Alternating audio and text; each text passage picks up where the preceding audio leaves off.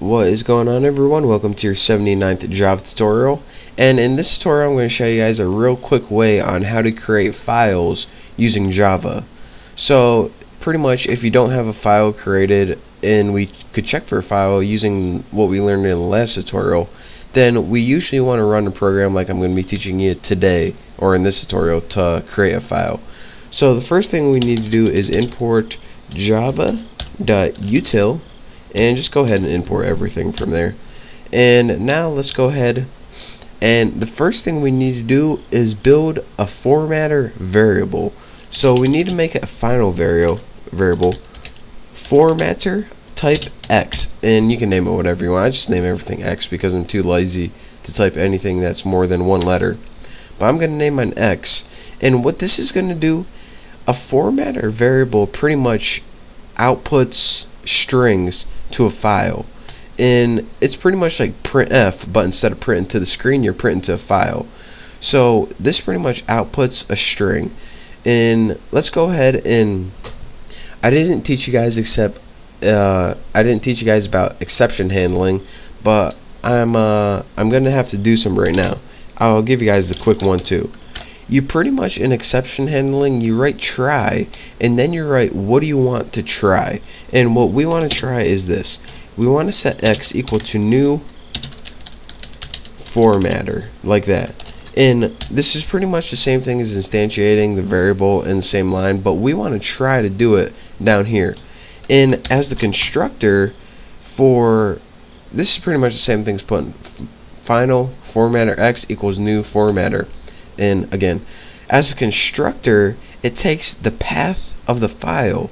So what file do we want to output to? Well, I'm gonna make a file called like fred.txt.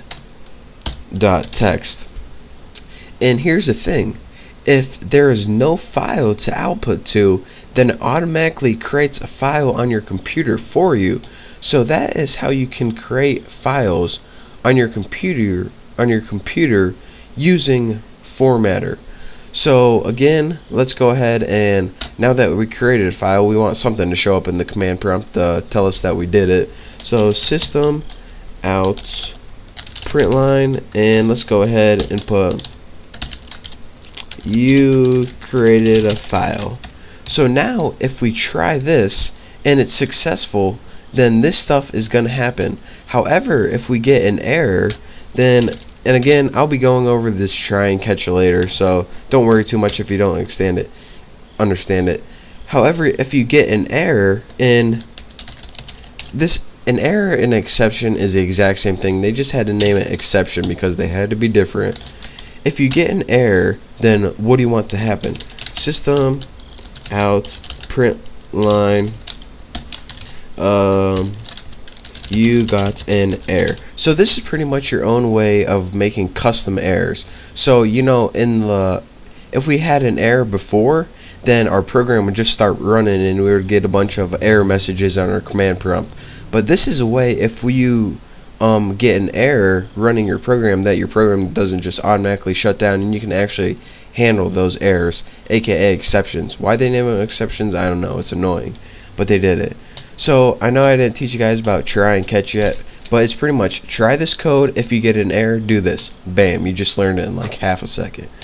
So what we're gonna do is, let me show you guys right here. On my computer, if I search in here and I search for Fred, I don't have anything on my computer named Fred or anything like this. But now we're gonna run this program right here, and it says you crested a file, and I mean to put created, but I didn't. Okay, make fun of me, big deal. So did we create a file? I mean, all we're getting is this command prompt right here. I don't believe you created a file, Bucky. Well, let's go ahead in this computer right here and search again, and now let's search for Fred and make sure you only have one D, and bam, look at this. We now have a file created. If we click on the properties, it's created C users Greg workspace Bucky. And that is pretty much right here. And if you're working with Eclipse, you can highlight Bucky, click refresh, and under your JRE systems library you get that Fred text. And I know I just talked real fast and you guys didn't really comprehend that probably, but I should probably slow it down. pretty much what I'm saying, when you create a file, you created it in whatever directory your program ran from. So if you have this Java program right in your hard drive, then it's going to create this text file right on your hard drive. If you run this Java program from a folder called like apples or something, then it's going to create this text file in a folder called apples. And you can also make an absolute path like this. And you guys know how to make absolute paths from last tutorial, to create that file where you want it, like in a folder or something. But again, to recap one more time, we use this final formatter x variable, and what this did is pretty much stored this formatter. Well, it just pretty much created a variable. And again, the formatter is pretty much a way of putting strings into a file, or pretty much writing stuff in a file. So right now our file is empty, but we're going to be putting stuff in it later. And again, if it couldn't find the file, then it created it, and that's why it created it. And again, if we made an error, then Java makes us handle it in some way. So that's why I need to teach you guys about try and catch.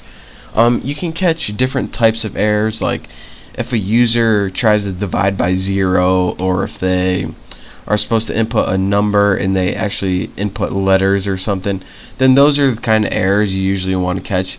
And you usually want to send them a message like, hey idiot, input a number, not a letter.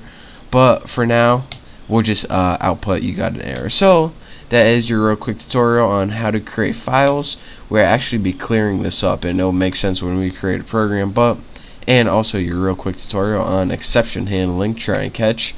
So thank you guys for watching. Don't forget to subscribe. If you're a little confused, don't worry, I'll clear things up for you in the next couple tutorials. But again, thank you, don't forget to subscribe, and I'll see you guys next time.